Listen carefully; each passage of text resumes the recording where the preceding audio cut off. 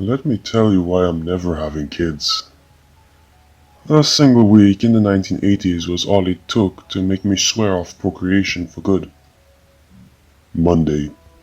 Rain lashed at our living room window. The five of us sat as a family and ate a wholesome yet affordable food. We had just got back from a holiday and we had brought Nana back with us. Mom and Dad told us that Nana was going to stay with us for a while. I didn't like Nana. She was fat and smelled bad, like cheap cleaning products and cat food. My older brother asked Dad how for how long, and Dad said that he couldn't say. He told us that we'd have to help look after her. Somewhere outside, our cat howled. It wanted to return to the warmth and comfort. I remember asking Dad to let her in. Dad told me we couldn't because Nana was ill. I said I wanted Nana to get better. I chose not to reveal I wanted this because I felt bad for the cat. Tuesday. There was a router in our cramped bedsit. The next day, they told me it was my turn to bathe Nana. Dad assured me it wouldn't be for very long. Nana was very sick, he said, and would soon be going to heaven. Her room smelled foul. I held a dripping sponge at arm's length as I dabbed her forehead. I didn't want to get too close. When Nana came to live with us, Mom had explained that she was too big to fit in the bath. My brothers and I had tried throwing some of our food away before we gave it to her, so she slimmed down. It didn't work. Nana told me about the truck that used to deliver ice to her house. I think she remembered this because of how cold the room was. I kissed the wrinkles that were her forehead and left her to sleep. I didn't want to kiss her goodnight, but Dad would tell me off if I didn't. Wednesday. It was my youngest brother's turn to bathe her next. On the third evening, I was watching cartoons. He came from her room with a sponge in his hands. There was blood on it. Mom started crying and Dad consoled her. They went into Nana's room. Once we were alone, I asked my brother where the blood had come from. He said Nana had been to the toilet. Together we tried to make sense of how this would work. When Mom and Dad came out of Nana's room, they looked as pale as she was. They went straight to her bedroom. My brothers and I could hear them shouting through the tin door. My youngest brother asked my eldest if they were fighting because of the smell. My eldest brother told us it was probably because of the blood. We spent the rest of the evening exchanging theories on what could cause someone to urinate blood. In the end, we hypothesized that Nana was a vampire. If only it was something that simple. Thursday. Mom was sitting at the kitchen table with a bottle of wine. I don't know where Dad was. My eldest brother stormed into the lounge. He told Mom that he wouldn't bathe Nana anymore. He said she was disgusting and had been saying things that freaked him out. Mom told him to ignore her, but he said he could not. My eldest brother had one of those faces that always look angry, but I remember he looked scared that evening. He insisted that he wouldn't go near Nana anymore. Mom told him he had to. She cried as they argued. Eventually, my youngest brother offered to finish the job. Mom didn't like this, but she had drank too much wine to make the decision. My eldest brother handed my youngest brother the sponge and bucket. I sat and watched my cartoons. My older sibling joined me on the cheap sofa. We spoke in whispers so Mom could not hear. He told me Nana was getting thinner, that our plan was working. He then told me that the smell had gotten worse. When I asked him what Nana had said to him, he told me to shut up His second ask was reward with a numbing thump on my arm. I decided not to ask again. My youngest brother didn't join us that night. He was sick and slept in mom and dad's room. I decided to let the cat in for a bit. She seemed cautious at first, fearing reprimand from her owners. Eventually, she came and sat on the windowsill. I tried to coax her fur into the house. She just hissed at me. I gave her some food and went to bed. Friday. The router was messed up. It should have been my little brother's turn to bathe. He was still sick from the night before. My eldest brother had gone out for the evening. He was in big school and had permission to do such things. Mom and Dad assured me I would have the same privilege next year. They didn't have to ask me to bathe Nana. I had already figured out I would have to do it. Her room was even colder than the last time I had been there. I had to go and get a jumper before returning. The smell was worse.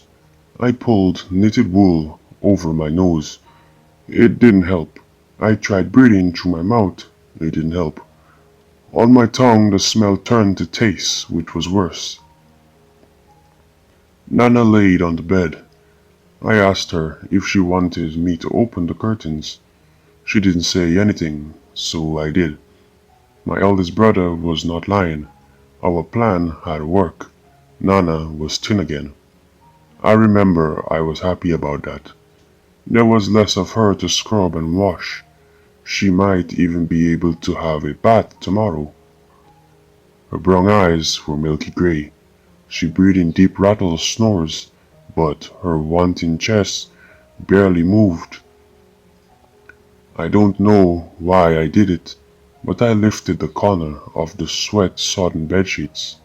There was blood between her legs again. I decided I would just wash her face. The old woman was sweating so much that I couldn't distinguish between the moisture of her body and the cleaning studs of the sponge. The smells were so bad by the time I left, I was nearly sick. Thankfully, I was stronger than my younger brother. I decided I wasn't going to kiss Nana goodnight. I remember being worried that Dad might find out. I didn't know then that there were far greater things to be fearful of. I went back to the living room.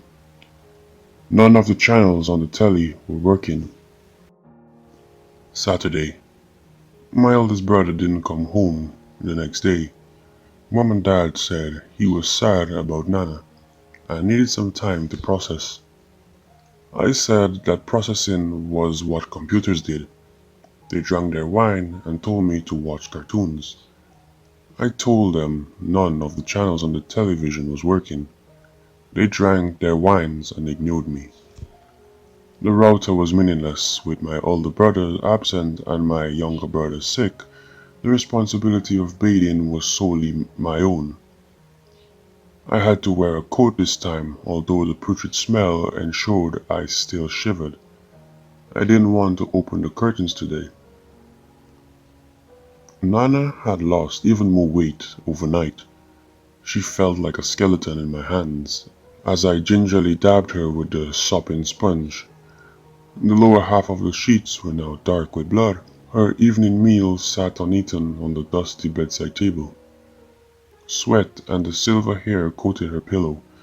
She didn't look comfortable. Her head was tilted so far back that her chest arched ceilingwards. I tried to prise it forward so she could sleep, but she just snarled at me. Even as a child I knew it was a sound that humans shouldn't be able to make. I didn't stay much longer after that. I told Mom and Dad about the blood. Dad said they would have to see what was wrong.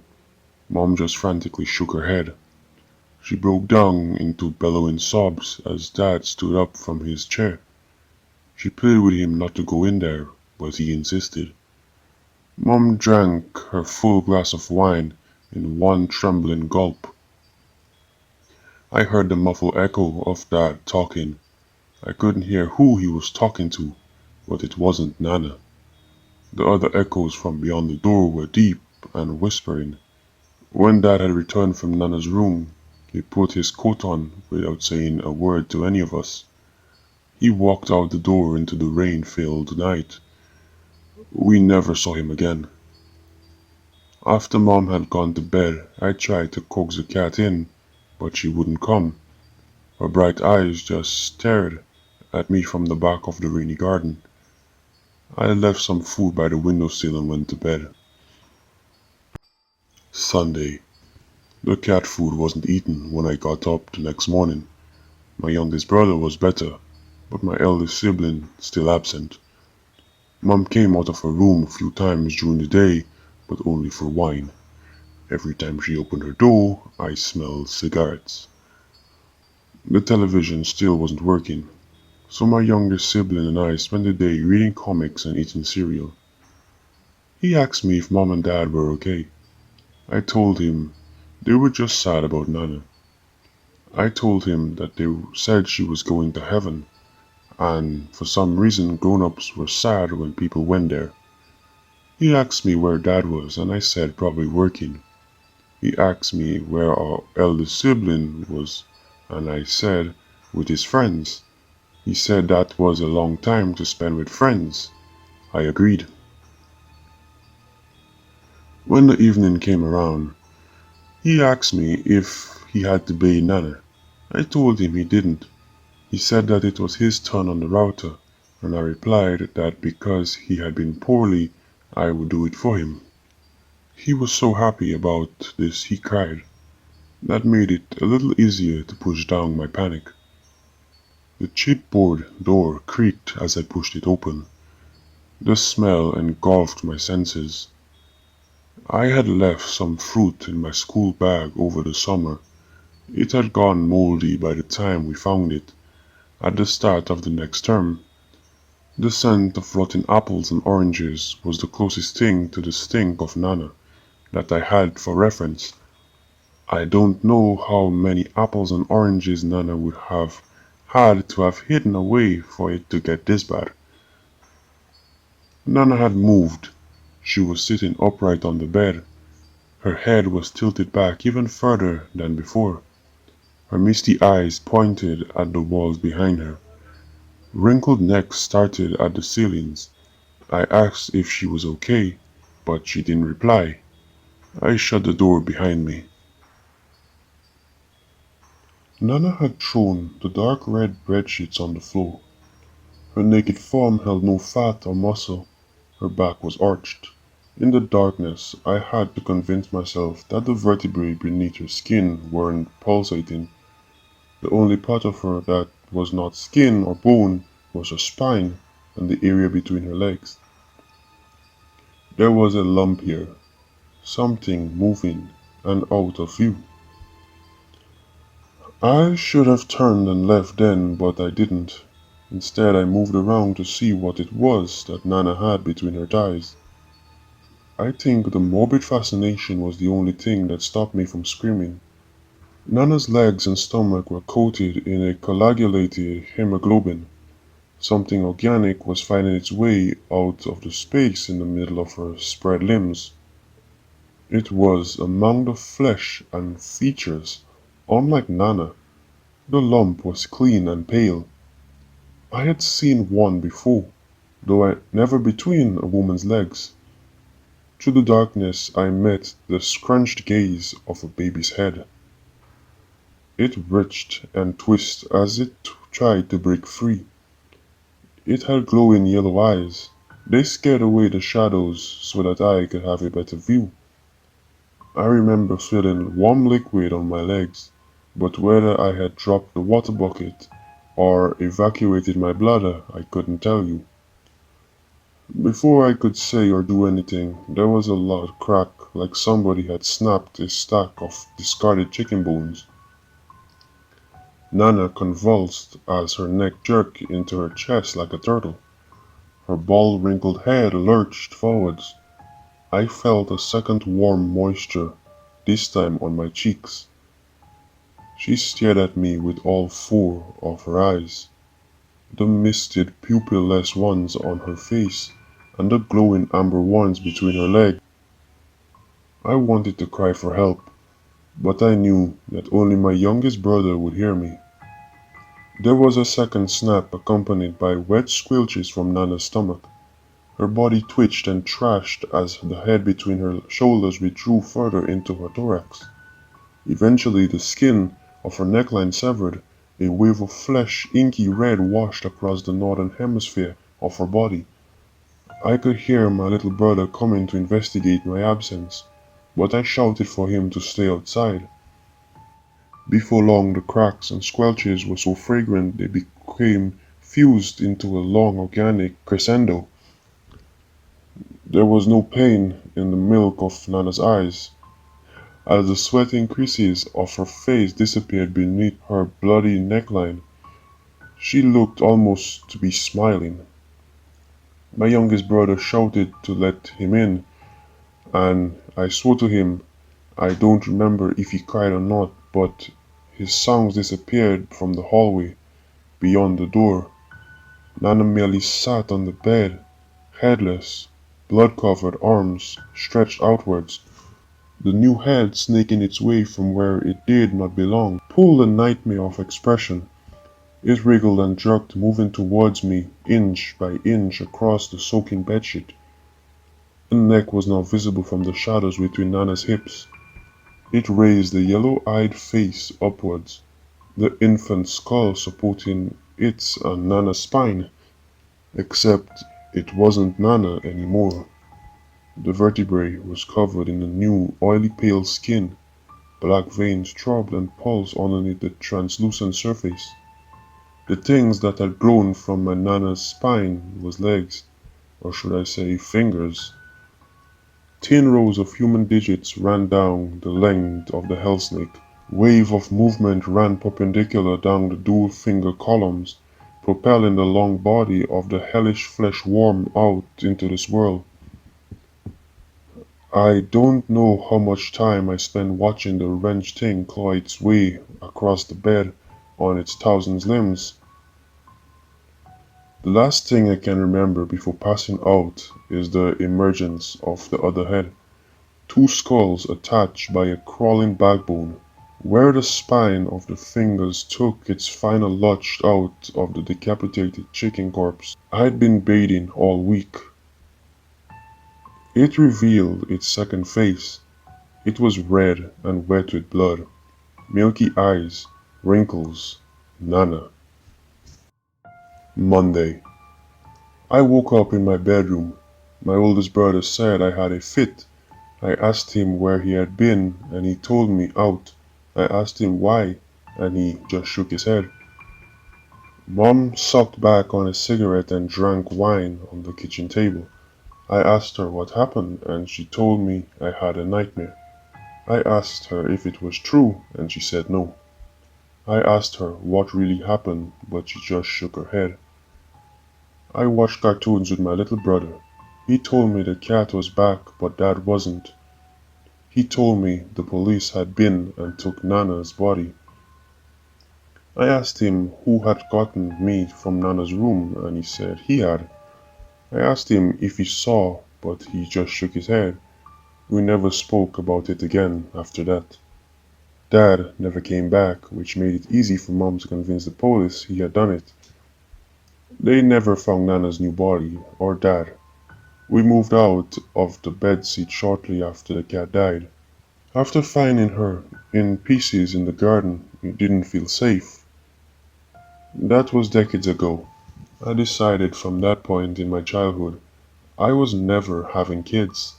Not from between my legs. Thank you very much. I held on to this decision long after I'd forgotten why I made it. I'm well past in childbearing age now anyways, and I found an amazing husband who didn't want kids either. The nightmares never stopped though. However, after decades of repression and silence, I thought that all there were, until yesterday morning. Why yesterday? Because when I awoke from another nightmare about the two-headed Nana thing, with its thousands-fingered body, My husband asked if I had been tickling him while he slept. I was about to tell him no when we heard our dog yelp from the garden. We made it to the back door just in time to see our dog disemboweled and whimpering, being dragged into the bushes by a pair of glowing yellow eyes.